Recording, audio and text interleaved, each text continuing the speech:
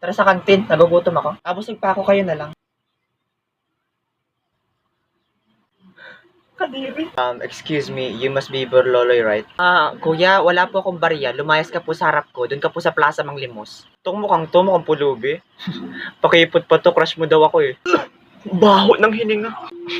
Mano, Joaquin, your future lover. Joaquin, bago sana lumandi, ay siguraduhin mo na nakapag-toothbrush siya. Hindi ko kaya yung amoy, ang baho eh. Amoy nabubulok na laway ng patay gutom na kambing. Ana Burloloy, hindi ka talaga lalayo kay Joaquin? Ang kapal talaga ng libag mo sa mukha, no? Hoy, Togjang, manahimik ka nga dyan. Hindi ka ba natatakot sa hairpin ko? Suksok ko kaya to sa bunganga mo, buwisit ka. Nananahimik ako dito, siya kaya ang unang lumapit. Nanahimik? Utot mo, nakita ng dalawa kong mata na ikaw ang unang nang haraut. Ka lang nanggigigil yung hairpin ko. Hoy, Torjang, hugasan mo nga yung mata mo. Inuutip na kung ano nung nakikita. Saka it's not my fault na habulin ako.